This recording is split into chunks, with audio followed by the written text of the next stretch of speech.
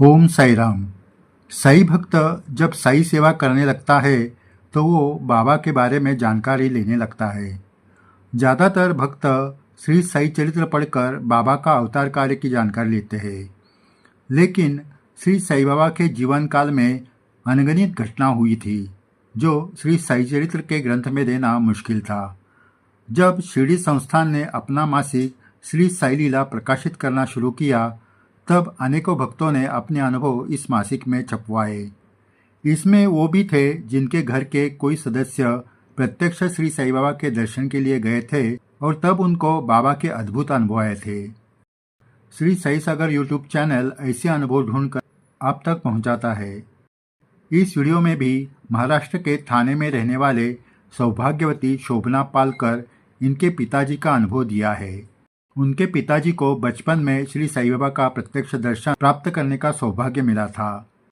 यह अनुभव सौभाग्यवती पालकर जी ने 1986 में मराठी भाषा के श्री साई लीला में दिया था। वो उनके ही शब्द में आपको बताते हैं। अनुभव बताने से पहले आपको विनती है कि अगर आपने चैनल सब्सक्राइब नहीं किया तो ज़रूर कीजिए और वीडियो के नीचे दिए गए थैंक्स बटन के द्वारा सही प्रचार कार्य को अर्थसहाय्य करके सही सेवा में शामिल होइए। पालकर जी लिखती है, लगभग 1914 की बात है। मेरे पिताजी उस वक्त युवा थे। मेरे पिताजी ने बताया कि मेरे जीजाजी हमेशा शिरडी जाते थे। एक दिन वो मुझे साथ लेकर शिरडी गए। जिस दिन हम शिरडी पहुंचे तो वो गुरु पूर्णिमा का दिन था। बाबा के दर्शन के लिए उस वक्त द्वारका में लगभग 200 लोग आए थे।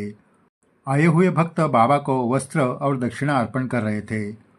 उस वक्त मुझे नई नौकरी मिली थी। 15 रुपये वेतन था, इसलिए जेब में अठन्नी का सिर्फ एक सिक्का था। सभी भक्त बाबा को चांदी का रुपया अर्पण कर रहे थे, लेकिन मेरे पास सिर्फ अठन्नी का एक सिक्का था, इसलिए मुझे वो बाबा को अर्पण करने के लिए शर्म आने लगी। सभी एक एक करके बाबा की पूजा कर रहे थे। जब मेरी बारी आई तो मैंने बाबा के चरणों की पूजा की और साथ में लाया हुआ वस्त्र बाबा के हाथों में दिया। बाबा ने कहा, मेरे कंधे पर डाल दे। मैंने वो वस्त्र बाबा के कंधे पर डाल दिया। उसके बाद मेरे हाथों में जो अठन्नी का सिक्का था वो बाबा को देने लगा। सभी भक्त मुझे देख रहे थे, इसलिए मुझे शर्म आ रही थी। ना जाने बाबा को कैसे ये बात मालूम हुई। उन्होंने अपने हाथ में एक छोटी थाली ली और उस पर मैंने दिया हुआ वस्त्र डालकर कहा, अब इसके अंदर डाल दे। मैंने अठन्नी का सिक्का मुट्ठी में बंद करके रखा था। वो वैसे ही उस वस्त्र के अंदर रखे थाली में डालकर सिक्का अर्पण किया, जो कोई देख नहीं पाया।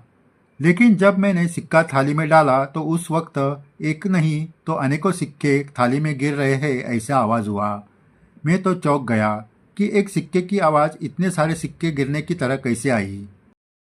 इससे सभी लोगों को लगा कि मैंने बाबा को बहुत सारे सिक्के अर्पण किए हैं।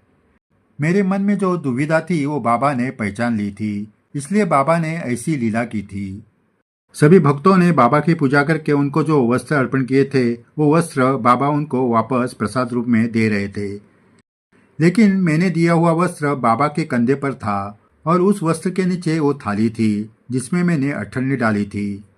बाबा ने आखिर तक वो थाली उस वस्त्र के नीचे छुपा कर रखी थी। सभी आप अपने वस्त्र लेकर वापस गए, लेकिन मैंने अर्पण किया हुआ वस्त्र नहीं मिला। उसका मुझे कोई दुख नहीं हुआ, क्योंकि बाबा ने एक सिक्के को अनेकों सिक्कों में बदलकर मेरी भक्तों के सामने जो इज्जत रखी थी वो मेरे लिए बहुत बड़ी खुशी थी। मैं उसी खुशी में जीजाजी के साथ हम रुके हुए कमरे में चले आए। शाम को जब आरती का समय हुआ तो मेरे जीजाजी के साथ द्वारका में मैं चला गया। सभी भक्त सभा मंडप में बैठे थे। उसी भीड़ में हम बैठ गए। आरती के वक्त बाबा के श्याम सुंदर घोड़े को लाया गया। बड़े धूमधाम से बाबा की आरती हुई। आरती के बाद सभी बाबा का दर्शन लेने लगे। इतने में बाबा ने श्याम सुंदर घोड़े को मुझे भीड़ में से लेकर आने के लिए कहा। सभी यहाँ वहाँ देखने लगे। बाबा श्याम सुंदर को किसको बुलाने को कह रहे हैं ये किसी को समझ में नहीं आया। लेकिन हैरान करने वाली बात ये थी कि श्याम सुंदर घोड़े ने भीड़ में मुझे पहचान लिया और वो धीरे से आकर मेरे सामने खड़ा रहा। इतना ही नहीं तो अपने मुंह से मेरा शर्ट पकड़कर खींचने लगा। ये देखकर सभी भक्त मुझे कहने लगे, जाओ तुम्हें बाबा ने बुलाया है। मैं घोड़े के साथ बाबा के पास पहुंच गया। बाबा को प्रणाम किया। सुबह मैंने अर्पण किया हुआ वस्त्र बाबा मुझे देने लगे। तब मैंने कहा, बाबा, मैंने आपको अर्पण किया है। अर्पण की हुई चीज़ वापस नहीं लेते हैं।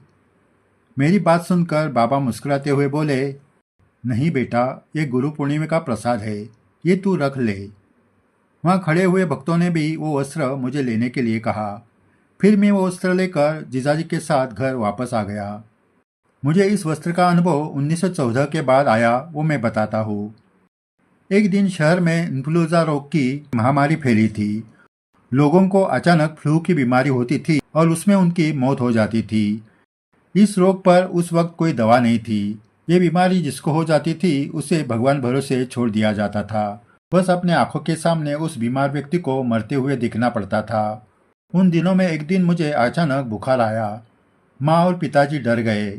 घर में चाचा, चाची, बहन सब थे। सभी मेरी चिंता करने लगे। सभी इलाज किए लेकिन बुखार कम नहीं हुआ। पिताजी के पहचान वाले डॉक्टर अभ्यंकर जी को बुलाया गया। उन्होंने मेरी सभी जांच की और अपने हाथ खड़े कर दिए। हम सबको भगवान पे भरोसा रखने के लिए कहा। उन दिनों में इस बीमारी से शहरों में रोज 400-500 लोग मर जाते थे। अब उसमें मेरा भी नंबर लगने वाला था। मेरी माँ रोने लगी। मेरा बदन ठंडा पड़ने लगा था। चेहरा काला नीला हुआ था। सब समझ गए मृत्यु किसी भी वक्त आने वाली थी। माँ का तो रो रो कर बुरा हाल हुआ था। रोते हुए उन्हें अचानक उस वस्त्र की याद आई जो बाबा ने मुझे दिया था। माँ ने पिताजी को कहा, वो बाबा ने दिया हुआ वस्त्र लाकर बेटे पर ओढ़ दो।